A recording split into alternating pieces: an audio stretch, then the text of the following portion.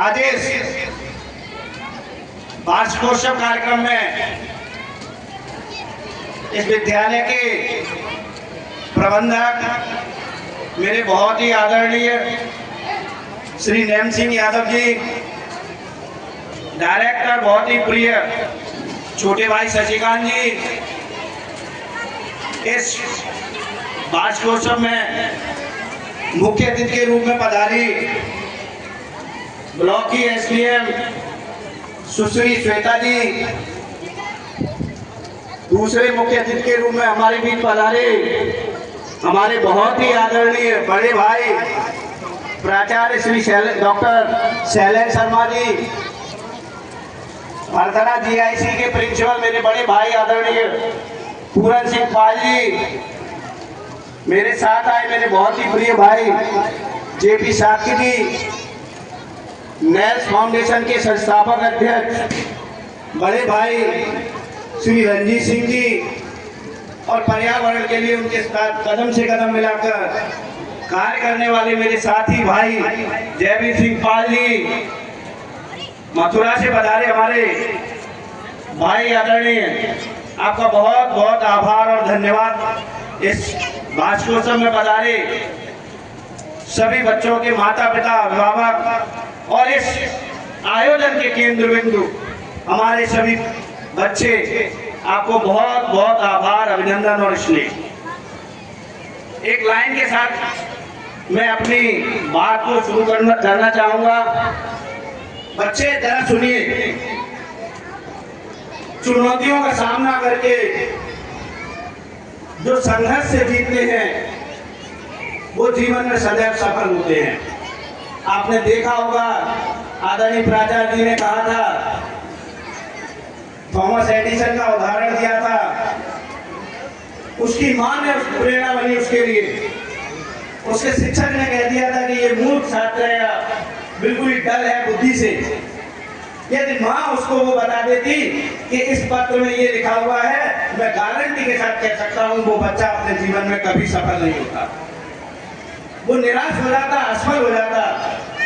उसकी मां की एक लाइन ने उसके जीवन को इतना सफल किया कि आज हम सब, मुझे लगता है कि एक सदी के बाद उसका नाम ले रहे हैं आज भी। मैं बच्चों से कहना चाहूंगा कि आज वार्षिकोत्सव, लोग कहते हैं कि एक आयोजन है, ये सिर्फ एक आयोजन नहीं है, बच्चों को आत्मनिर्भर बना रहा है, आत्मविश्वास भर रहा है, सर्वांगीण विकास के लिए बहुत जरूरी है। बच्चों में हार जीत का जो वैमनस्यता होती है उसको खत्म करता है। वार्षिकोत्सव एक ऐसा प्रोग्राम, ऐसा आयोजन है जिससे बच्चों का आत्मविश्वास तो बढ़ता ही है, अभिभावकों और शिक्षकों का भी आत्मविश्वास। शिक्षक जब बच्चों के माता पिता को देखते हैं, उनसे वार्तालाप करते हैं, बच्चों की प्रगति के विषय में बात करते हैं, और आज वो दिन है कि बच्चों की प्रगति के विषय में भी सारा स्टाफ, सभी मैनेजमेंट आपसे बात करेगा तो उनको भी एक हौसला मिलेगा। विद्यालय मैं देख रहा हूँ कई वर्षों से,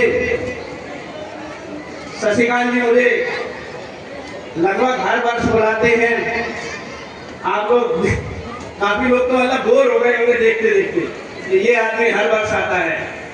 ये इनका स्नेह है, ये स्नेह है आपका, हम सबका स्नेह है कि इस विद्यालय को, ये इस जहां ऊसर क्षेत्र था एकदम, ऐसे क्षेत्र में उन्होंने एक ऐसा विद्यालय आपको दे रहे हैं जैसी शहर में सुविधा, इटावा में सुविधा, इटावा से अच्छा विद्यालय चल रहा है आपका।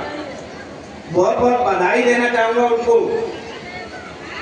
मैं बच्चों से कहना चाहूंगा, शिक्षक आज युग निर्माता है, विद्यार्थियों के भविष्य का निर्माता है। बच्चों को तो शिक्षक का सम्मान करना ही चाहिए, अभिभावक को भी शिक्षक का सम्मान करना चाहिए। आदरणीय प्राचार्य जी ने एक लाइन कही थी, आदरणीय प्राचार्य जी ने एक बात कही थी कि माता पिता के बाद यदि कोई बच्चे को चाहता है कि वो प्रगति करे तो सिर्फ शिक्षक हो सकता है। शिक्षक कभी भी किसी भी बच्चे को न तो जाति के आधार पर देखता है, न ही धर्म के आधार पर देखता है, न ही अमीरी गरीबी के आधार पर देखता है। वो सिर्फ अपने बच्चे, अपने संतान की तरह आपके बच्चे को देखता है। तो मेरा अभिभावकों से बहुत ही विनम्र अनुरोध है, अपील है, शिक्षकों पर, विद्यालय पर विश्वास बनाए रखिए। आपने देखा है अभी कल परसों ही यूपीएससी का रिजल्ट 2-3 दिन पहले आया, कल ही उनको पदों का आवंटन हुआ है। कितने नए बच्चे बड़े बड़े पदों पर जा रहे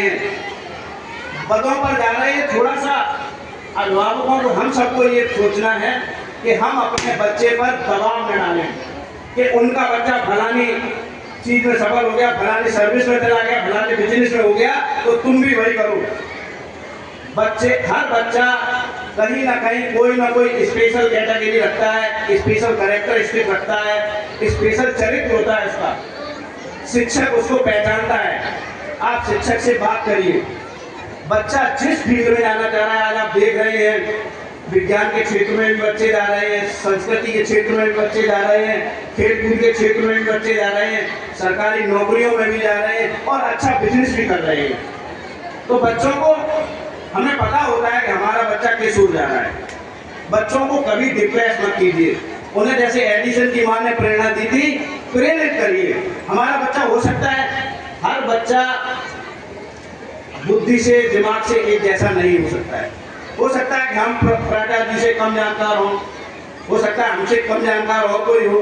आपने कहा था कि कोई दो जूतों के लिए, एक जोड़ी जूते के लिए हम गुस्सा होते हैं और किसी के पास तो पैर भी नहीं है, वो भी जीवन में सफल होता है। आप देख लीजिए आइंस्टीन जैसे, अभी कौन था वो वैज्ञानिक, ब्लैक होल जिन्होंने, वो बिल्कुल ही विकलांग थे। हाँ, हॉकिंस वो बिल्कुल ही पूरे शरीर से विकलांग थे, मगर उन्होंने अपना नाम दुनिया में रोशन किया। तो मेरी बच्चों से अपील है, शिक्षकों से अपील है, विद्यालय परिवार से अपील है, अभिभावकों से अपील है कि आप अपने बच्चे ज़्यादा लंबा न खींचते हुए अपनी वाणी को विराम इसलिए दूंगा कि आज हम सब इस प्रोग्राम के जो केंद्र बिंदु हैं, हम उन बच्चों को देखने आए, उस प्रतिभा को देखने आए हैं। तो हमें ज़्यादा फोकस अपने बच्चों पर करना है, उन बच्चों को आगे कैसे बढ़ा सकते हैं। एक बात और मेरे दिमाग में है, सरकार भी जिस ओर ध्यान देती है, दे रही है कि दंड विद्यालयों से खत्म किया जा रहा है। हम बच्चों को दंडित नहीं कर सकते, विद्यालयों को आनंद घर बनाएं। एक नाम दिया हम लोग, उस कोशिश में मैं भी लगा हूँ। विद्यालयों को आनंद घर बनाइए।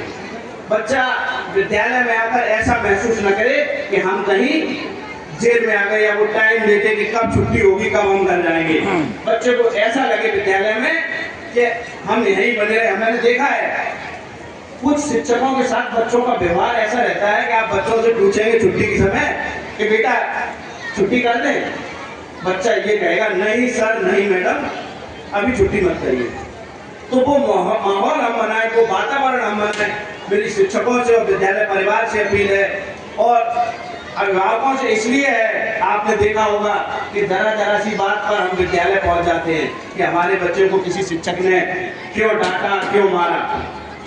हम यदि विद्यालय पर विश्वास रखेंगे तो आप ये मानिए 100% हमारा और आपका बच्चा अपने जीवन में सफल होगा। और बच्चों के लिए मेरी एक बात है कि आप समाज के साथ बने रहिए, सकारात्मक दोस्त बनाइए, नकारात्मक दोस्तों से थोड़ा दूरी बनाइए, आप जीवन में सफल होंगे। इन शब्दों के साथ मैं अपनी वाणी को विराम दूंगा। जय हिंद, जय भारत, जय बच्चे।